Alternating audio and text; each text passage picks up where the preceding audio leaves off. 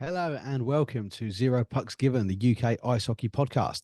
We are in partnership with the Hockey Art Co, hockey clothing for hockey people, worn by the best and hated by the rest. Listeners to Zero Pucks Given get a 10% discount off everything site-wide at hockeyartclothing.co.uk. Just use the code ZP10 upon checkout to get your discounts. We are also on the Sports Social Podcast Network, the Europe's biggest sporting podcast network. So many podcasts from different sports from all across the world, hosted by everybody from fans to sports stars to media outlets. Absolutely brilliant stuff all over there. You can check that out in the link tree in the Zero Pucks Given social media pages. We do also have a new sponsor that's coming in the next week or so. February 19th, I think their sponsorship goes live, but there will be a post on the social media just to let you know about that, because some of the stuff for it is live already. But we'll keep your eyes on the Instagram and the TikTok for that. So this is our episode where we're going to catch up with one of the players from the NIHL 1 division. This is episode 80, and we're going all MK Thunder. It's about time we got someone from that club involved in the podcast. I know they're sort of their owner and GM, Lauren, we've been conversing over text to try and get a few of their players on board and get a little bit more out of them to find out what's going on there. So we really do have a great deep dive coming up now with their Romanian forward, Mario Chiru. I know you came here to see.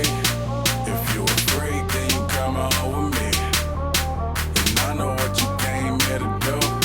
Now bust it open, let me see you get loose. It's going down for real.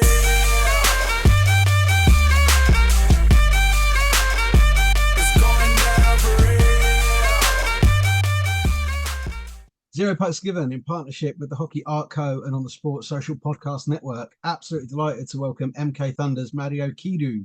How you doing this evening, mate? Good, thank you. Thanks for having me. You're very, very welcome. You are the first MK Thunder player to come on the podcast, so very happy for that. And you've had a tough weekend just gone. Obviously, going down to Streatham Redhawks is tough at the best of times, but you were quite short benched as well. But got yourself a man of the match. But how was the game for you guys? Well, it's always tough, playing against the top of the league team. It's, playing at Streatham was actually my first game for MK Thunder. So it was always tough. They told me from the beginning that it's going to be quite tough because they're a tough team. They are well drilled. But at the same time, we had to do what we can do. Yeah. And I've got to admit, the fans of every other club in the league really do admire that with MK Thunder, because you do obviously have issues getting as big a roster as you can possibly get. Because when you've got everyone that is available, you turn teams over, which is what you've done this season. You've done it to Romford, you've done it to Oxford. It's, you will do it to teams when you've got everyone available, but everyone really does appreciate that your team, they don't give up, they carry on fighting, they carry on playing. Yeah. And it's a monocle that you should all be very proud of, really. Yeah, I feel like this actually happened. So we had a game at Solent, our last game with them. And after the game, we were, getting ready to go home and stuff like that. So we kind of like met outside the changing room with them. So yeah, they were like, oh, you guys I appreciate that you guys don't give up regardless of the score, which is, I feel like that's what we tend to do. So yeah, which is good. And it's noticeable. So when the sort of the teams get put out, if you look down your roster and you see that you've got Callum Burr and Ben Davis and Cart Hamill and Cameron Hamill, people are like, whoa, that could be a bit harder than they were gonna think. So it's always good to have that little element if you don't know who's going to be. I remember the guys going to Chelmsford last year and turning Chelmsford over 4-2 in their own rink. Oh wow, yeah. Yeah, no one saw it coming. It's fantastic. But so you've joined MK this year. You were at the Coventry Blaze in the NIHL 2 last year, were you? Yeah. Is that local for you? Is that your area? Well, I do live in Coventry, so it was about 5 minutes from me. Oh, that's a little bit easier, isn't it? Yeah, There's sort of like a 45-minute trip across the A45 to Milton Keynes. yeah, exactly. So it is kind of tough to go to trainings or games, but I had to commit. Yeah. Did you appreciate the step up in level? Were you ready for it? Yeah. So thing is, I knew there's gonna be like a step up in like the game speed wise, and like actually, it's a bit more contact in here because like the refs are a bit more experienced and they actually allow more contact, like physicality to happen in the game. Yeah.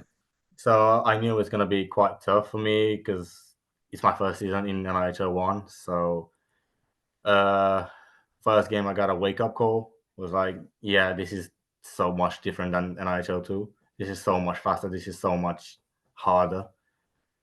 But playing a few games now, I actually think I'm getting used to it. So just trying to go better and better. Yeah. Yeah. Have you sort of formed any like instant connections with any of your line mates? Uh, well, yes, because I was put on with two alignments that we call ourselves the marathon line, just because we've got like everyone's just telling us like we're hardworking, so Yeah. you know we gotta try and keep up the speed. Do you think then, being obviously everyone that plays for MK Thunder is fully aware that you are a development team and you know sort of your position in the league and in the standard of UK hockey? Does that then mean that tactically it's much more about forecheck or back check just to try and get that little bit more competitive edge out of you in the game? I think everyone in our dressing room is more than capable of showing some skills, putting in goals, and then the thing is we are a team that with a lot of young players, and we are also kind of like a new team, I would say, because half of the teammates are just coming from different clubs, coming from different leagues, including myself coming from NHL two, stepping up to NHL one. So we kind of like have to balance ourselves, within the lines to try and create opportunities. So it's always going to be quite tough, but as long as we stick together, and uh, I'm more than positive that we can actually compete with every team in this league. Yeah. And there's not actually a lot of teams that like that big ice that you guys play on because the Yeah. other rinks are quite small. Yeah, I think it's the biggest ice rink in the league. Yeah, I Not think sure. in the Britain division, it is the biggest one by square foot easily. Yeah. Yeah. Yeah. So I would say we can use that as our advantage. But, when we go to other clubs, other cities to play, we kind of like have to adapt. Just, it is what it is. We have to Mm. keep playing. Yeah, I suppose it does keep your fitness up though if you're constantly playing on the big ice. You've got a lot of Yeah. lot of strides from blue line to blue line, whereas go down to Solent, you go blue line to goal in the same amount of strides. Yeah, it is. It makes quite a difference. Yeah. But you're sort of like your day job away from hockey is fitness related, isn't it? So that's not too much of an issue for you. Kind of, because I wanted to go down the uh fitness coach kind of area, but I've now ended up just being like a PE teacher and stuff like that. So yeah, gotta keep myself fitness. Yeah, yeah. So you've got plenty of off ice stuff to keep you busy, fitness wise. Yeah. But so your time at the Blaze then, it's the only other club you've played for in England, I believe, looking at your elite No. prospect. No, have you played for No. other clubs in England? No, just the Coventry Blaze. Just Coventry Blaze. And so when did you start? Was it in Romania? Yes. Well, funny story. When I started my ice hockey career was when I was like 3 years old. Oh wow. Yeah, because my dad used to love the sport, and well, his dad wasn't allowing him to play, so that made him want me to get into the sport even more. So as soon as I was like able to walk, he was like, "Yeah, we're putting his skates on. Let's get him to the ice." So this is kind of like where I started Is my there lots of hockey ice in journey. Romania? I mean, I'm not. I'm quite a sort of a worldly person, but I've never been to Romania. Does it get cold? Do you have ODRs? or is there a lot of Well, rinks? it is, yeah, because like in the summer we have like plus 40 degrees, and in the winter we have like minus 30. Wow, it's So really is yeah, both ends of the spectrum. yeah, it is, yeah. So did you learn to play on an ODR? No, no. I learned there was one ice hockey rink pretty close to me, and there used to be like a lot of games with like the biggest teams in the Romania. So I just kind of like went after the games, try and skate around in the public zone. After that, I tried to join teams around, and then my dad was actually a coach at that time. So when he started the team, I kind of like got involved as well. Yeah. Is it quite a big sport in Romania? Um, I would say yes, but no at the same time. So other sports like football are more, they've got more fans, more cloud. Ice hockey since I think 2012 when we had our ice rink, I think it got shut down. So I think that's when the sport kind of like started to go down a bit in Romania. Oh, really? Yeah, but we've got other cities like there's a city called Brasov, which like their team is quite hyped. They've got cloud. Right. Are you Bucharest born then? Yeah. Yeah. So what sort of fueled the move over to here then? Say again, sorry. What got you moving over to the UK? Well, first was my studies. So I pretty much came here to study, like towards the sporting uh, path. Yeah. But at the same time, the other reason, which was a good reason, was I wanted to keep playing ice hockey. So because our ice rink was shut down, my parents, well, they tried to get me in Canada at first, but it was quite hard with the visa and everything. So we decided to try and move to the UK, and then Yeah. I did apply for Coventry, and they said, "Okay, let's get you into the academy. Let's go for the tryout and see how you go." And yeah, just got here and got accepted and started playing here. Okay. And how old were you then? I think I was 14, 15, about 14. And you came on your own? Or did your parents come with you? My dad came for first for like a year, and then me and my mom just moved with my dad. So I'm here with my family as well. Oh, good, good. Yeah. It kind of Yeah. sounded like you were like billeting and just sort of being on 14. Yeah, no, I'm here. I've been here with my family since the Yeah. beginning. That's not unusual in the sport, though, is it really? For kids to go traveling around the world virtually on their Yeah, own, just to try and get different levels of hockey and play in different areas. yeah. I So, feel like if you wanna, you just actually improve yourself in and you get yourself like committed to the game. You have to make some sacrifices. yeah, yeah, certainly is a game for that. The time that you have to put in, the traveling. Yeah, So even in a small country like the UK, it's a lot of traveling up and down, it is. Yeah, especially with junior hockey. There kind of doesn't seem to be any sort of boundaries for it either. It's a weekend in Scotland down to a weekend in Kingston upon Hull or something like that. yeah. But yeah, how did you find it at the Blaze then? Was there much of a sort of a link up to the Elite League team? um. So I played for the academy, first team in the academy. I think it was, yeah, under 15 when I came here. So after like the first year, they wanted. I spoke to the coach, and he said, "Okay, you can maybe come to some under 18 games." And then after one season with under 18, I found myself in a position to be able to play for under 20. So I kind of like um, evolved quite quickly, I would Yeah, say. Um, People around there were great, so lots of like good characters around the team, around the managing staff as well. So I did have the support that I needed to try and get better and better. yeah, that's brilliant. And then so the move to Thunder then we kind of touched on it a little while ago. Was it more? Did you want to move up, or did the Thunder contact you? I would say I wanted to make the move because me personally, I just want to keep improving myself. So I don't really want to stop at a certain level, because I want to keep my hockey career as long as possible. I want to keep doing it. So as long as I can, do it, I will always try to move up a level and then weigh out a bit, see how I go. If I find myself I'm getting used to it, I'm improving, then try and move up again.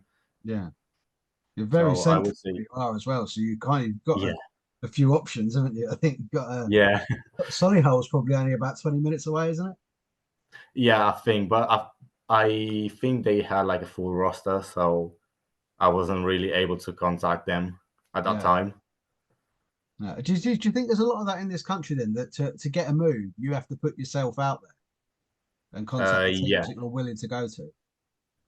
yeah. Depending on because I come from a different country, I don't really know people around me. Yeah. So I do, or like most of the times, I find myself, trying to make an impression or try and just throw myself out there, see how it goes, let people just watch me, just trying to like let them learn my character and what I cannot do, and then I'll just have to see what my options are. Yeah. So away from hockey, then you said you're sort of PE teacher and like a bit of fitness. Is there any other sports that take your fancy or anything else you do?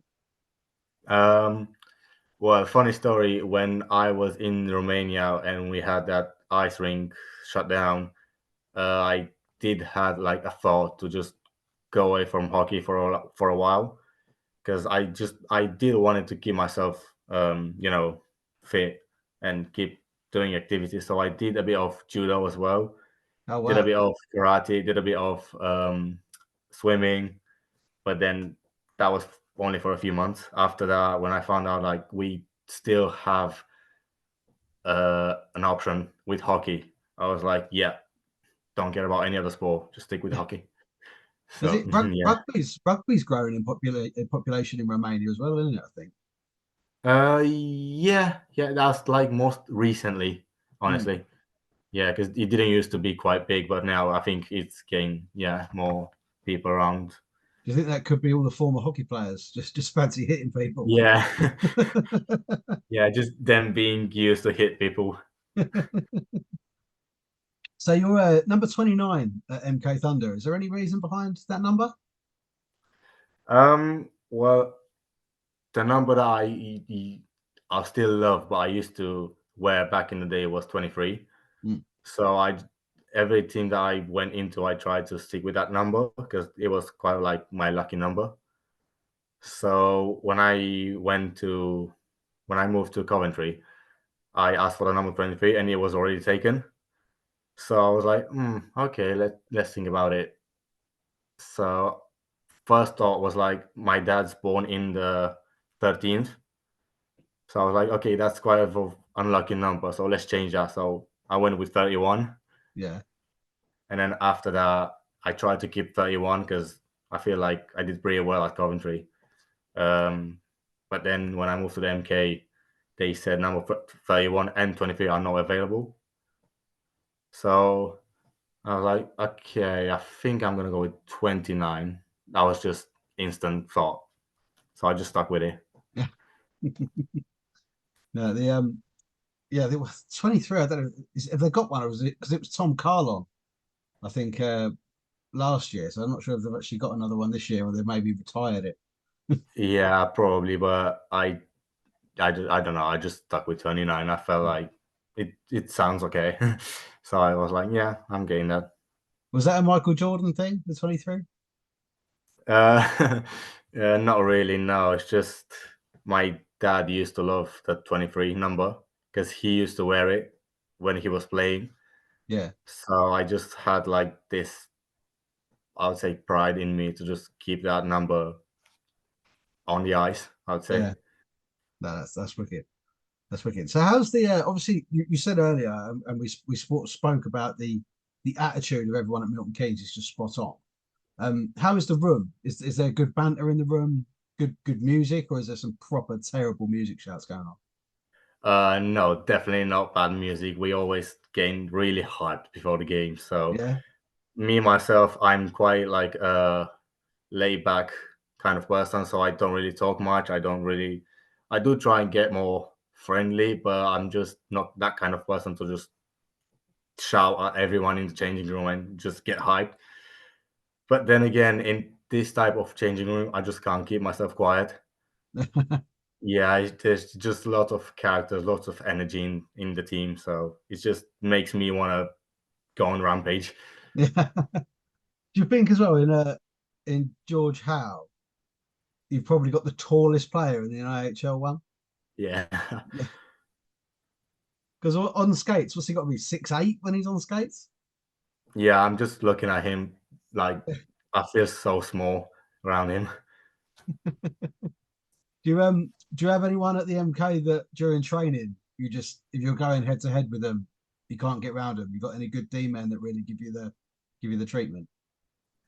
Yeah, I would say we've got pretty good D-mans like all around in the team. So there is like Ben Davies, who's always heads up, always where he should be. So it's kind of tough to get around him as well. And pretty much, you know, everyone in the team when they are doing what they should do, it's quite hard. So Yeah, that makes the training more challenging. yeah, and you got a hell of a goalie as well, Dan Norton. Yeah,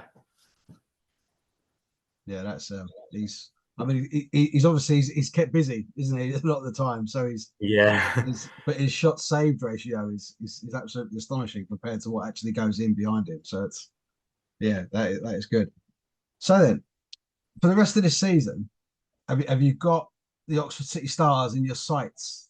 Because it's only 4 points there, and there's a real possibility I think you can catch them up because you face each other again this weekend, I believe, don't you? yeah. We are. Yeah, Because yeah. We that was your first win in a while, wasn't it? When you went up there and beat them 7-2. Yeah. It was pretty good game, good atmosphere. Yeah, Yeah. So is that going to be in your minds for this coming week? Then we've beat them before. We've kind of got their number. We'll get them back on our big ice, and we'll give them what for. Uh, well, pretty much, yeah, because when we have to like get sorry, so we need to kind of like get our heads into the game, trying to like we have that mentality that when we stuck together and we actually put effort in the game, we can actually compete. We can actually compete with other teams that are higher up in the league. We've shown that already. So I would say it is a pretty big game coming up with them. Mm. Yeah, certainly what I'll be looking forward to because that's become now that they're getting down. Everyone's got like 20 games played around that mark. I know you guys have got a few to sort of catch up to everyone else. Everyone's now looking at playoffs. Where are you going to finish? Who do you want to avoid really in the Yeah, playoffs? And I think you've got a real chance for you guys to avoid playing Streatham yeah, if you can sort of get that couple of points in and Oxford still have a little bit of a wobble. And that could really, really sort of spice up the playoff quarterfinals as we head into the end of the season. yeah. We do really need to have a good think about the upcoming game. We have to really work ourselves in training, get ready, and then just have a fight. Well, hopefully not too many. Everyone seems to be getting a 2-game ban for fighting at the moment. Yeah, no, I meant have a fight in the hockey In the, scheme. But yeah, just get pumped and get ready. yeah, exactly. Mario Chiru, thank you so much for your time, mate. It's been a real pleasure to have a chat to you about your hockey career. Really glad you're enjoying your season with the Thunder. Obviously, you've had a couple of good wins this year. Hopefully, a few more to come. Spice up the league, and yeah, I really hope you're enjoying it, and hope the rest of the season goes well for you. Yeah, thank you for having me. Cheers, Mario. A massive thank you to Mario for joining me on the podcast. What a really insightful look into how everything is going at the MK Thunder. From the outside, you might kind of think that the room isn't the best place to be, and that the sort of the attitude around everyone isn't great. But that's clearly not the case. Everybody says the same thing. Paints said in his coach's thoughts in the last episode regarding MK Thunder, everyone's just got so much respect for how they just dig in and keep on going. So clearly everything in the room is fine. And then when they get their full team available, as I said with Mario, they can turn teams over, and they have done so this season already. And this game on Saturday night against Oxford is absolutely enormous. If they can get that sort of full roster together, get a couple of them two-way lightning players into that roster for that game, there's a real possibility that they can overtake Oxford and get themselves up to seventh. Because now, as I said in the last episode, it's all looking at playoffs and looking where you're going to finish and who do you want to avoid. You know, if Oxford want to avoid Streatham, MK want to avoid Streatham, they can get above Oxford. Might consider they might have a chance against Slough or Chelmsford over two legs. So it's it really is shaping up to be incredible. And that bottom of the table race is just as exciting as the top. So once again, a massive thank you to Mario for joining me. Really, really interesting chat. Good luck to him for the rest of the season. Thank you for listening, and we'll see you next time.